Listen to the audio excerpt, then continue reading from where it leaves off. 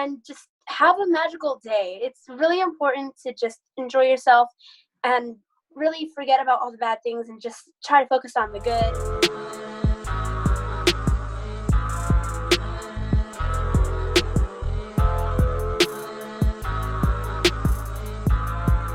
We are on Colin's Conversations. I'll let you introduce yourself, let everybody know who you are, where you got started, and what it is we're doing here. Hi, I'm Autumn, and I actually started doing all of this like back when I was maybe like 6 or 7. I've been really into theater, and it's sort of what I do. I do a lot of singing videos and just everyday sort of stuff. Awesome. And you started then, and you're how old now? I'm 16. So you've got about 10 years experience at under 18. That's crazy. Yeah, it is. It's really crazy. Most of the productions that I've done were in schools or at my church. Gotcha. And were you just always into music as a kid? Were you just coming out the womb just beating on drums? Or how did I know you said in one of your videos you're a band nerd, but how did the music thing get started? Oh, well, ever since, like, even before I was born, my mother was really into Disney, and singing has sort of always been in the family. And when I was in the womb, when she was pregnant with me, she went to Disneyland and went and saw the Disney princesses and sort of stuff like that. But when I was born, I was actually always talking, always singing, very vocal with what I did. But the first time that I ever sort of went into the musical sort of business of things is when I was about maybe 6, in my church's plays that they do on Christmas or on Easter. And I was usually background at the time. I was like a star or a mannequin. And yeah, but more recent things that I've done are like maybe Annie. I was in Annie when I was 10. That was like 6 years ago. I like sort of took a break from musical theater because of school and stuff, which is normal, but I'm getting back in there. I did recent auditions for other things at local theaters and productions. Like there's one in Whittier that's near here, and it's really great. It's one of the first ones that I ever did a professional sort of musical business thing, which was Annie, but I only got an orphan, which I was totally fine with. I absolutely loved all of that. Yeah. And so it sounds like, excuse me, that you like to act, but I think your true passion is music. If you had to pick acting or music, which way would you go if you could only do one? Oh, I would choose music in a heartbeat. And you like to do covers. Do you write any of your own music? I am currently writing my own song, but it's not ready yet because I'm still working out all the tunes and lyrics and whatnot. And what instruments were you playing in band? Oh, in band, I'm playing the glockenspiel, also known as the bells, sort of the xylophone of instruments. That is a crazy complicated way to say xylophone. Say that again for me. What's the way to call it? Glockenspiel, because there are many types. Yeah, sort of like a Glock. But it's a handheld then? No, it is not. It's a huge, like 30-pound silver instrument. But there are many types of xylophones that we play. I also play the ukulele and the piano, which I have at home, that I'm self-teaching myself with those. And what's the hardest part about teaching yourself piano? Is it coming to you easy? Is it a complicated process? Oh, for me, it's playing with both hands, which happens a lot recently because I got the right hand down. It's just adding in the left hand that's hard. Gotcha. I've never played the piano. I just look at anybody that plays a musical instrument. I'm always amazed how their brain and fingers could just interact and just come up with those crazy sounds. So you're also, we mentioned, I mean, you're still in high school and you're doing all those things, but you're also kind of getting into vlogging and things like that. What made you want to be a vlogger and start documenting your life? Oh, wow. I don't know. Maybe watching other people do it and having a good time doing it. I mean, it's really fun just to go around and show people what you're doing, you know? Mm-hmm. And when did you start watching YouTube? I mean, you kind of said that you saw other vloggers and things like that. Have you been watching YouTube forever, or is that a new thing for you? No, actually, my father was in the military, and it was very strict in my family life. So we didn't watch a lot of YouTube. We mostly went on movies and whatnot. But when I was like 10, I started watching YouTube videos. Gotcha. And who's your favorite? If you had to pick the top 3 YouTube channels that people should watch, who would you give the shout out to? Oh no. Okay. David Dobrik. Oh my And gosh, this what is do so they do? hard. David Dobrik, he is a daily vlogger. He's sort of all about the crazy stuff in his life. Um, oh my gosh, this is so hard. Colleen Ballinger, she's also a really good YouTube personnel. I definitely recommend her. She's very into her characters and her voices, but she also does sing on Broadway. So, oh my gosh. And maybe, okay, maybe Aphmau, because she's really fun. She's more of the gaming type, but she's also Okay. very, like, I don't know. She's a very strong personality that I would definitely recommend checking those 3 out. They're really fun. And as somebody that's been watching vlogs pretty much her whole life at that point, what are the couple things that make for a good vlog, or what could really tank a vlog? Oh my gosh, there's so much. Like the top things are doing crazy things, doing challenges, and family life, which is very big. So those kind of things I would definitely recommend doing if you're doing a daily vlog. But for a sort of vlog that will flop, I'd say not connecting with your viewers as much, not doing many exciting things, and yeah, that's about all that I can think of. Sort of just chilling out and stuff. That's the sort of thing that's not going to get as much attention I've seen so far. Gotcha. And do you kind of see yourself going more into vlogs? I know, I think it was in June, you kind of made a schedule that you never really kept on YouTube. Oh yeah. Are you kind of thinking of getting back into the swing of kind of keeping that content schedule going? Yes, definitely. A lot of stuff happened since that video was posted. That the whole schedule sort of went shooting down the drain that I never kept. Yeah, scheduling is definitely one of the things that is, I do marketing other than podcasting. I help artists, small businesses, things like that. And a lot of people are like, I just don't have time to, like you said, things come up and you're like, what do I do? There's a product, one of the few things that I don't get any money for this one, but later.com is something that I'd look into. It's probably, I think like I pay $15 a month, but it allows me to schedule as many posts as I want on Instagram, Facebook, Pinterest, and Twitter. So you could make a whole bunch of content and already kind of plan it and put it out there. So that way that as you are developing that following, you can kind of make sure that you do have content going out there.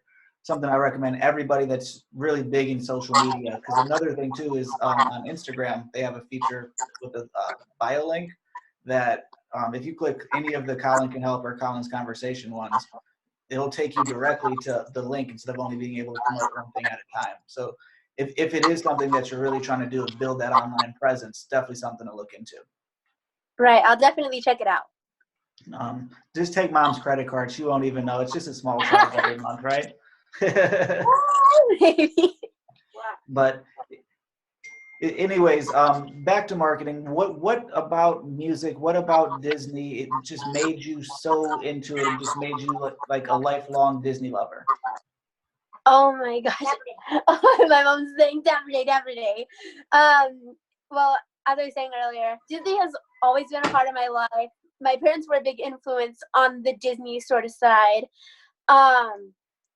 Oh my gosh. Like the earliest memories that I have as a child were watching Disney movies with my family and really getting into it and going to all of their sort of shows that they had, like the Disney on Ice, going to Disneyland. Even recently, we went to Disney World for a family vacation, which is really fun. Oh my gosh, it's just crazy because Disney has been such a big part of my life that I just really enjoy. It really makes you feel like a little kid again and makes you sort of forget about all your troubles and worries. Gotcha. And if everybody always has a hard time with these top 3 things, but top 3, I love putting people on the spot to narrow everything down to 3. If you could pick 3 Disney movies that you could only watch those 3 for the rest of your life, what 3 Disney movies are you watching?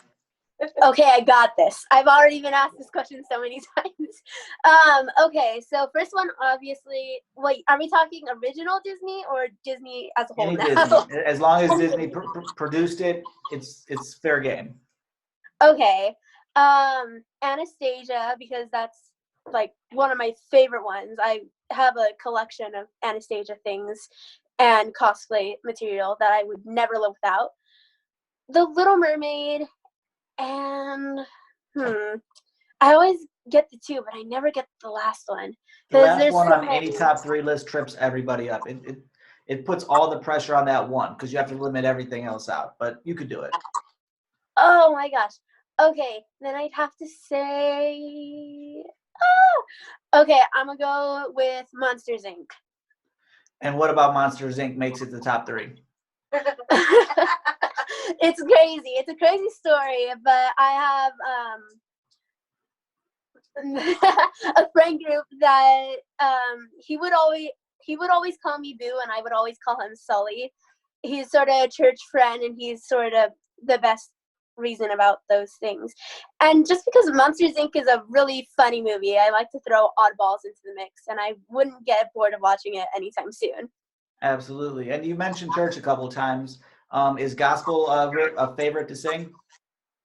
Um, it's not a favorite to sing, but I do enjoy singing it. Do you rather sing individually or like within a choir or a group? They have a band, so I would say more of a choir. And do you ever foresee yourself being like the lead singer of the band, or do you kind of just always foresee kind of just trying to be an internet sensation? I would say like do it together because everyone wants to be included. But if I were going on my own accord, I would be being the main singer. But even if I didn't get the main singer, I would just be happy to be there. Absolutely. What's your favorite type of music to listen to? Is it Broadway tunes? Is it radio music? What's your favorite type of genre? Oh, it's Broadway, definitely, 100%. Like I could just listen to Broadway all day. And what about Broadway? Was that also kind of early in life? You were just drawn to theatrical things? Yes, but also I found out it's sort of in the family. Actually, I found out through my dad that I'm actually related to someone who's been on Broadway before I ever even knew about it. That's Um, cool. yeah, I've been into Broadway and musical theater since I was little. I'm thinking like maybe 10 I started listening to Broadway or going to see shows. The first one I ever remember seeing is either Fiddler on the Roof or Kathy Rigby as Peter Pan, which was really fun. So you've been to the actual Broadway in New York? Oh, I've never been to New York. Not yet. Not Hopefully yet. soon. Is that on your lifelong list of goals, is to go to New York and see a Broadway show? Oh my gosh, yes. I would absolutely love to go to New York and go see Broadway and everything like that. And what about Broadway and kind of just the live theater do you like more than a movie that's been produced and is just ready to watch on the screen? Maybe because like you never know what's going to happen on Broadway. Because in films, you get to take multiple reshots. Some with Broadway or musicals or plays in general, it's just the one night that you've got or the week that you've got of performing all these things. So you never know what will happen. Something could go wrong. Something amazing could happen. And with some plays, they actually get the studio audience involved, which I really like, which you don't see in like a movie. Mm-hmm. And when you sent me your podcast application, you included a link for what was it called? Smule. I never heard of Smule before you. So what can you tell me and my audience about Smule? Smule is a karaoke app where you could sing a whole bunch of tunes. It could go all the way from like pop to musical theater to rock to R&B. It's just a really fun app that you could really connect with people in the community and get to sing songs. And they've recently added it where you could go live and do duets with people in the audience, which is really fun. I've been on Smule for about 5-ish years now, and it's really fun. It's great. It's the best app that I would ever use for karaoke. I've kept it for so long. And am I reading this app right that you've made 7,000 recordings on Smule? Yes, I'm crazy. um, so it kind of sounds like Smule is almost like a TikTok, how TikToks or musically started out. Am I thinking of that kind of correctly, or is it way different? It's sort of hand in hand with TikTok. They don't lip sync on Smule, but it sort of is similar to TikTok in a way. Gotcha. But they're not doing crazy things like pranks and all the ridiculousness. Oh no, no. It's just all about the singing and all about the music there. Gotcha. Do you use TikTok? Do you like that app? Oh yes, I love TikTok. I am a TikTok fanatic. It's one of the most talked about things in the marketing community lately is TikTok, where anybody, your mom, myself included, anybody over the age of like 20, you hear TikTok and you're just thinking that it's a bunch of 10, 12 year olds just singing music, but major brands and major athletes, and it's crazy how it's kind of becoming how Facebook started off for college kids. Now grandparents are on it. Where do you see TikTok in the next couple of years? Is it going to be as big as Facebook or Instagram? Oh my gosh, I think so. I think in a few years it would definitely hit the mark, especially since celebrities now are starting to use it more often. I think their platform will sort of get them to go on TikTok more, which is sort of the big deal now. It's all about, oh my gosh, all the celebrities are going on TikTok. I might as well go and join and duet them. Because you have the option to duet a lot of people unless they give you the option not to, which is really fun. But TikTok is a lot of things. There's so many categories, I couldn't even list them all on one hand. Right. Yeah, like Disney is a big thing on TikTok. Um, Musical theater, they use a lot of musical theater sounds, even though they don't realize it, which is really fun. Really gets the whole communities mixed up and in together. Absolutely. Isn't it kind of cool how once you're really into an app or a different type of thing that you start to notice, you're like, oh, I know where that came from, or the kind of the origins, and people don't realize it. Yeah, and whenever they do it, I always put down, oh, this is from so and so. Go ahead and check out their soundtrack. Or, hey, I know that musical. That's a great musical. I always comment on those things because a lot of people in the comments, whenever they're in like musical theater or Disney and they don't know the song, I always be like, hey, this is the song. Go check it out. Absolutely. And as a teenage girl, you're also one of the big focuses for companies like Instagram and things like that are trying to take away likes and different other metrics like that because of people's self-esteem and bullying over comments and things like that. How has social media affected you as a teenage girl? Do you have all positives, negatives? What can you say about it? I mean, social media is a big part of everyone's life. Everyone has a different experience with it. Personally, for me, on the major platforms, it's all been pretty much good. I've never gotten really negative comments at all on social media. But with Smule, it's a different story because they're focusing more on your voice. And of course, there's going to be criticisms. And I take them to heart, and I'm always thinking about the positive and not really about the negative. But definitely keeping the negative in mind to switch it up a little bit because on Smule, a lot of the times I got, oh, you should be trying out new things. And I'm like, okay, I'll try it out. Gotcha. And as a creator, I mean, a musician, a singer, I call just a lump term creator.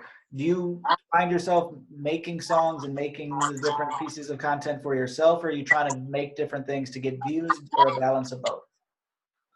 I definitely do it for both, but I more lean towards what I want than what the people want because it's all about having fun and creating what you enjoy. Absolutely. And if you didn't have a cell phone for a whole day, would you live? Oh, yeah, I've definitely lived longer than a day. I say I would live like 2 months without my phone. And then you die? No, it's not the end of the world because like I haven't had a phone since I was 10, so I could last 10 years or even more if I wanted to without a phone. That's great to hear because so many adults that I know, they go like they forget their phone and they go to work and they don't even know what to do. That's And crazy. we've kind of talked about a couple different apps, either computer or phone. What three apps do you use most throughout your day? Okay. Smule, TikTok and Instagram. Oh wait, no. Oh my gosh, this is so hard. Okay, Instagram, TikTok, and YouTube. Those are the 3 that I would say that I use on the daily that I can't live without. Gotcha. And what's your favorite music app? I'm guessing you're somebody that listens to a lot of music. Are you iTunes, Spotify? What's your go-to app? Spotify, definitely. What makes Spotify better for you? Just because, like, you get a good mix of everything, and you could just search it up, and it'll give you a soundtrack and everything for it, which I really enjoy, because on Spotify, people always like, oh, it isn't the song that I want to skip, but then I'm looking at it, and I'm all like, oh, this is a song I haven't heard before, that's so cool, you know? Right. Yeah, I like Spotify. I use Apple Music, I think, more, but as far as when I'm, if there's somebody that comes on the podcast that does music or something, Spotify is a way better platform because I could share directly to Instagram stories and things like that, which iTunes just hasn't caught up with. And on music, Broadway shows. If somebody never saw Broadway, what would your what would your recommendation be of something for their first show to get them hooked? Ooh, okay. There's so many out there, but I would definitely recommend probably one of the most popular ones. I would say Wicked, because it is a Broadway show. Wicked, because it's one of the most popular ones. Like, I haven't met a Disney or a Wicked or a Broadway fan who's never heard of Wicked. Like, that's the number one that everyone's like, oh, that's one that I know. I definitely recommend that for most popular. But if I were to say, like, not as popular, maybe an older one, maybe like Rocky Horror. That's definitely a good one. Gotcha. And one thing you haven't mentioned that I'm kind of surprised you haven't mentioned, have you ever done any like improv or anything like that? Yes, I have. I've done like a good month of improv when I was in a sort of experiment to see where I was in the industry. I was in a production called Next, where they find sort of top people and you get an agent and everything. But it was just for experience for me. I wasn't ever expecting that I would get an agent. They gave you classes on acting, modeling, dancing, singing, and I did singing and modeling, and it was really fun. And I ended up getting an agent, but I never followed up with it because it was sort of just for experience for me. School was starting soon, so it was all just for experience for me. Thank you. And you mentioned cosplay earlier. I've completely stayed away from that my entire life. For somebody that doesn't know, what is cosplay? Cosplay is sort of like Halloween every day. You get to dress up as whatever you want, and it's a really fun community, although sometimes it can be a little bit hectic. For me, the most positive ones are obviously Disney and musical theater. The more hectic ones where it's sort of judgy and a toxic sort of area would be anime area, which is crazy. I don't even get into anime. I've tried. I swear I have, but it's not for me. You know, there's so many categories you go into. It could be from a comic book, musical theater, or even Disney. The spread it's crazy. Have you ever gone to any of the cosplay conventions? Oh my gosh, yes. I've been to, I want to say 3 in my lifetime, which doesn't seem like a lot, but going to conventions is very expensive. Yeah, it's very expensive and hard. Yeah. But it's really fun. And the most recent one that I went to, I cosplayed as Anastasia, as I said earlier, and Rapunzel. And it was sort of a mix of the two. I did it throughout the day. And I started off as Anastasia because it was a very big, heavy cosplay, and Rapunzel because there was going to be a costume contest sort of thing going on. I didn't win anything, but it was definitely fun to go on and do that. Absolutely. And on YouTube, people could find you by searching Frisk_Under. How did you get the nickname Frisk? Where did that come from? Oh my gosh, it's so funny because that actually came from a video game called Undertale that I really got into, and it's my favorite thing on the planet. Like, I literally have the game at my father's house in his computer, and I would play it whenever I go there. I've cosplayed as that character a lot, but the meaning for the under is sort of Frisk, the main character, underscore, and then Undertale, or the underground, which is the game or the where it takes place. Gotcha. And when did that game come out? How old is that? Oh my gosh, I don't know. I think it's like 2015 area, maybe. I may be mistaken, but it's been a long time since it's came out. They came out with another one that I can't remember the name of, but it didn't get as much attention as Undertale did. So. Gotcha. So one other thing that we typically do in a typical Colin's Conversations podcast is I kind of go through all of your social media, your websites and stuff, and kind of give a free marketing overview almost of it. And the only couple questions I have from it are, where did that page go? I have all your amazing links pulled up here. Yeah. It seems like you're on all the platforms, but you're not overly active.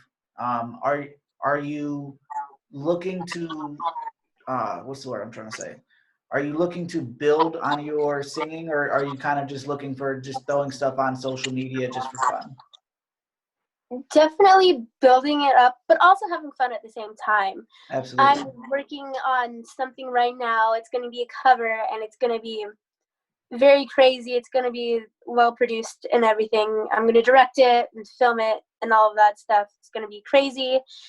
But I also am working on some acting things. I'm writing a script. It's going to be coming from me, which is surprising. It's going to be a horror. I branch out in different things usually, and I'm going for more of a horror type for the acting thing, mostly because it's very fun and very, I don't know, thrilling and exciting, and it's very adrenaline building. Absolutely. One thing, as you're a student, I don't know if you know that you're eligible for a huge student discount on Adobe Creative Suite Cloud. That gets you Photoshop, Adobe Elements, all the Adobe programs. You're currently using iMovie, it looks like, for all of your YouTube videos, right? Yeah, mostly. iMovie is a great place to start, but sooner than later, especially if there's any bit like, if you could find a college class, or if they have it in your high school stuff to kind of learn the different video editing stuff, definitely recommend it. Because iMovie's good, but like you're saying, if you're trying to get into movies and really like big productions, iMovie is going to kind of limit what you want to do. And the other big suggestion I thought I had a link up. I failed. But I don't know if you can see, I have a lavalier mic on my shirt. Highly recommend it. I'll send you a link after this, but there's a thing on Amazon for $20. You get 2 of these. So if you're singing with somebody or whatever, but this will plug into your iPhone or into your computer. And currently I have it into my other camera that's running. But the audio quality that I'm getting out of this $10 mic is better than the $200 mic that I have in my bag. So it's kind of just something, it's a quick, easy little thing to clip on your shirt. You have it with you. And when you're singing, it'll just pick up your voice so much better. Where a lot of your videos kind of, it goes in and out of, it's just the recording. But a $20 investment, definitely recommend it. And lights. You need lights. Oh yeah. So many of your videos, like the quality's good, the editing's good. Like you're doing a great job with it. But go on Amazon. It's Christmas time. Everybody that knows you, well, this will probably air after Christmas, but everybody that knows you should get you for your birthday a set of lights for like $75. It's too hard to turn it around, but I have 2 soft lights here that normally this wall is like orangish, but by popping these lights on, everything on screen kind of just comes to life. Especially if you're doing movies, is the only reason I'm making these suggestions. But investing in microphones and lights early on will make you so happy in the stuff that you're putting out, because you're putting out great stuff. The only other thing I wanted to say from the marketing end of it is be careful using, I forget which video, but you have clips of like SpongeBob and stuff like that. Be careful using other people's clips, because as you get bigger and your channel's more noticed, that could then pull monetization and things off of you if you don't have rights for those clips. Yeah. but that's all the old people stuff. So let's kind of wrap it all down. Where online can people find you if they want to hear more of your videos or see more of your stuff and kind of just keep following you? Oh my gosh, there's so many. I haven't really kept up with it, but I would say either YouTube or Instagram is where I post more of my singing and stuff. But also Smule is where I do it more constantly. Unless I'm sick, obviously, I wouldn't be posting. Maybe yeah, those three, but they're all under sort of different names, except for the two that are the same are YouTube and Smule. It's Frisk_Under, but on Instagram it's Falls_Sing, where you could find more of my singing covers and things like that. Definitely also a recommendation, make all those the same. As you get bigger, especially the more interviews you do, just think about if you don't have to say, well, on this one it's this, on this one it's this, on this one it's this. If it's just, Falls or Frisk or whichever one that you want to use, just stick with it early on will definitely help you build your brand out. Of those, which one are you most active on or most likely to become active on? Smule, definitely Smule. That's the one where I post all of my singing covers on. It's the one that's most active as of right now. Absolutely. And have you thought of getting a website for yourself to kind of like put all of these things as one and kind of keep it as like that online portfolio for your acting and commercials and things like that? Yeah, definitely. What's holding you back on that? Finding out how to do it, basically. But I'm learning slowly but surely. Highly recommend looking into WordPress. Very easy to use, and you can do a lot with it. Almost all of my clients, I build them WordPress sites. After we get off here, kind of do a quick search for premium premium WordPress themes, and how quickly you could get a very professional website and kind of just pop your photos and kind of just keep adding to it, put your streams. It's very attainable. If you've used all these other apps that you're using, you can master it pretty quickly, and it's really not that expensive. But highly recommend doing that too. Kind of doing all those things before you really start building up the content that you're putting out, I think will really help kind of make it easier to send people and make them see all the things that you do and really open up a lot of opportunities for you. And how I end every interview, I don't think I gave you the heads up on this one, so it kind of puts you on the spot again. You have 1 minute to end the interview however you want. I call it the digital soapbox. If you want to promote something, if you just want to give an inspirational message, however you want the people that caught this interview to go walk away from it, from watching or listening, you get to end it on your own accord. So whenever you're ready, your minute starts. Oh my gosh. Okay. I'd first like to say thank you guys so much for going on and listening to this podcast. Never give up on what you're doing, especially if it's very hard for you, because I've had those moments in my life. And just never give up on whatever you're doing. Keep at it. Keep going strong. Never have a dull day in your life. Try to make every moment worth it and really leave your impact on this world while you still can. And just have a magical day. It's really important to just enjoy yourself and really forget about all the bad things and just try to focus on the good. And just have a beautiful day, guys,